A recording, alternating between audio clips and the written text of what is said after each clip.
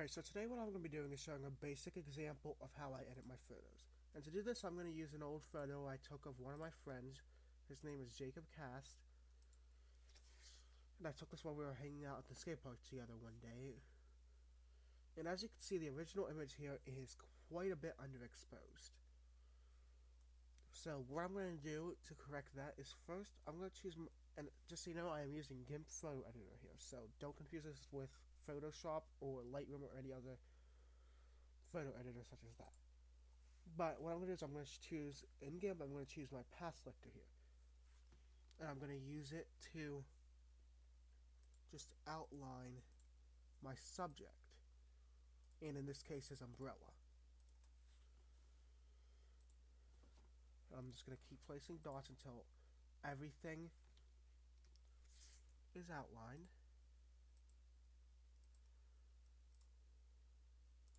And try not to get the background in. It's okay if you do it little, it's not going to make too much of a difference. But try to get as little of the background in your selection as possible.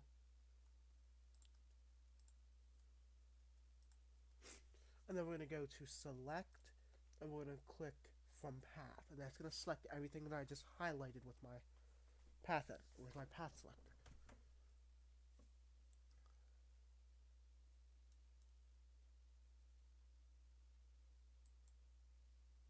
Then I'm going to click colors, and I'm going to go to brightness contrast. And first I'm going to up my brightness to about 20. And I'm going to let that take effect. You can just watch it.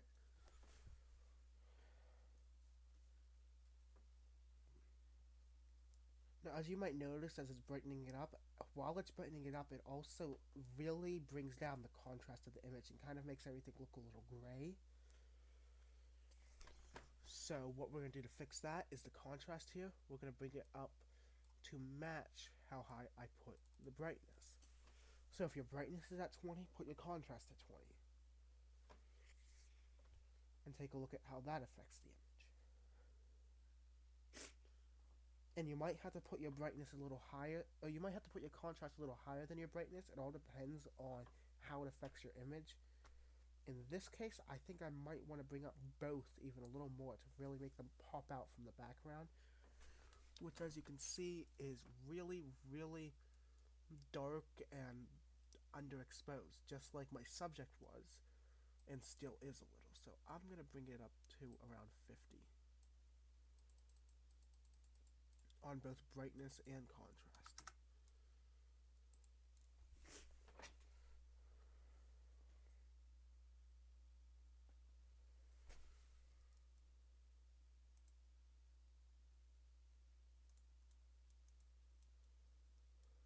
And we're just going to see what that does.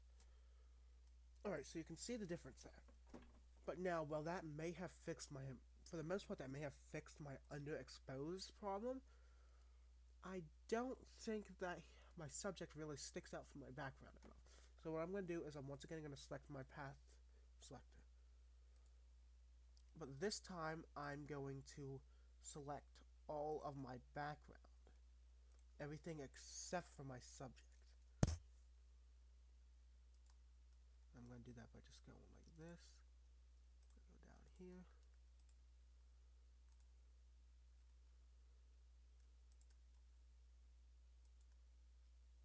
Alright, as you can see, I'm missing some, which is going to be a problem later that I would probably have to fix, but I've already edited this image and I'm just doing this to show how I do this. But when if you ever try this, make sure that you try not to miss any, like I did in here, because that'll leave fringing, and that doesn't look very good. Alright, now that I've got my entire background selected for the most part, I'm going to go back into my brightness contrast, and I'm going to bring it down this time instead of up. The reason I'm going to do that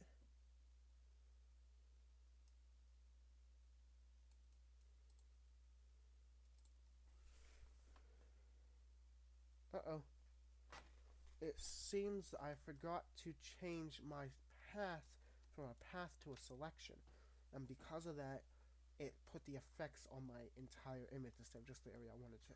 So make sure that when you do this, first what I'm going to do is I'm going to go through. Let me pause this recording for a moment.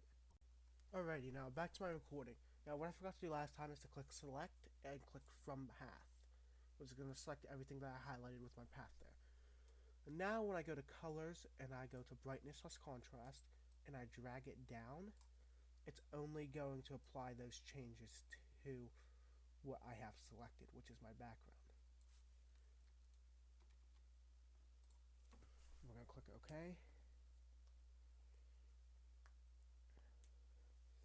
And now you can really see how much my subject sticks out there. But let's say I want to make it so that my background isn't visible at all.